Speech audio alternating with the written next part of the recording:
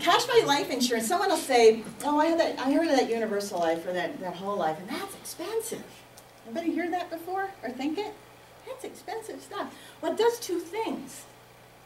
It provides a death benefit till you expire, till you're 100 or whatever, 120 normally, whatever. It also has a retirement account built in. Most people don't understand how this works. So I just have kind of a simple diagram that helps, helps us explain it. So let's say somebody's putting in so much money per month. We have folks putting in $20,000, $30,000 a year into this because they can. There's no limits on this. This is invisible. It's not reportable to the IRS. A lot of advantages with cash value life insurance, I'll tell you. So it does some really neat things. Insurance in general, it does some really neat things that most people aren't familiar with. Well, let's just say, I want some life insurance. I also want to build a little retirement account. Let's say I'm going to put $200 a month in. Okay, so I'm going to do part of that $200 is going to pay for a death benefit because it is life insurance. You have to pay for some. So that's going to give me some kind of death benefit that when I pass away, my heirs get it income tax free, no income taxes. Today's cash value life insurance, we deal with about 3 companies that have something in addition. That's why this is so exciting. In addition to the normal stuff, okay? It has something called living benefits built into life insurance. So there's a death benefit of $100,000 in here. I'll write on the wall. I don't think they'd like me to write on the wall. But anyway, say it's $100,000. If you get sick and you're still around, if you have a heart attack, stroke, cancer, if you can't do 2 out of 6 of activities of daily living, that triggers long-term care. Generally, you can't eat, you can't feed yourself, bathe yourself, transport, toileting, all that kind of stuff.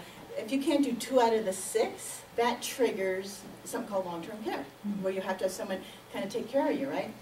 Well, you can get money out of your death benefit if you trigger 2 out of the 6 of those activities of daily living, or cancer, stroke, those kinds of things. It's called living benefits. So bottom line is you can take money out of this death benefit today, tax-free, to use if you get really sick. So that's pretty cool. You get it, you can take a lump sum out and use it, do whatever you want. You can go to Disneyland if you want. You don't have to pay the doctor, it's your money. So again, you can take a portion of that to use if you get really sick. And then again, on the death benefit, the heirs receive income tax-free benefits. So this is the life insurance part of it, which is pretty cool, I think, right? Well, this costs something to have life insurance, so it depends on how old you are and healthy and all that kind of stuff. It costs something.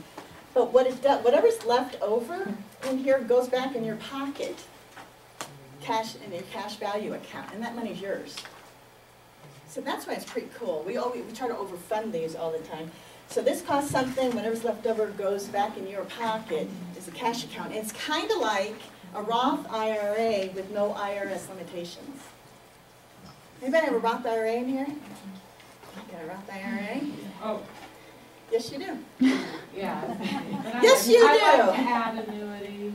You had that in a Roth IRA. In a Roth IRA. Yeah, there's IRAs, individual retirement account, right? If you can put some money away, get tax advantages. A Roth IRA, here, let me ask you, if you're a farmer, you're all farmers.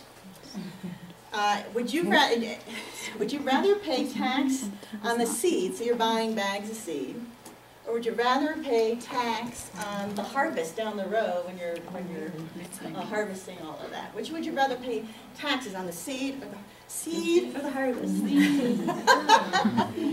Well, that's what Roth IRAs do.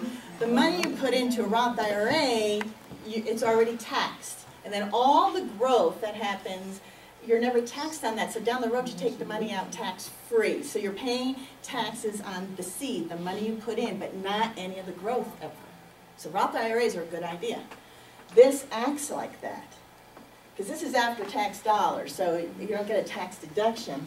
But any money that goes in here grows tax-deferred, and you take it out tax-free.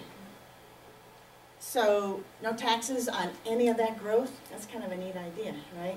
So that's why they're kind of popular. Gross tax deferred, every year while it's growing, you're not paying taxes on it, so you're going to keep more of the money that you make, and you're going to end up with a bigger pile of money down the road. And when you're ready to take the money out, you can take it out pretty much anytime you want. It's your money. So it's pretty neat. So it's good to be aware of that. We do illustrations for folks every day on if I put so much in, you know, down the road, about how much could I take out for the rest of my life to supplement retirement or to be retirement. So it's something to look into if you're not aware of this. So it has living benefits, it has life insurance, and it has a retirement account all wrapped up into one. So I think that's really kind of neat. A lot of these companies have patents on them, on how they do this. It's really pretty interesting.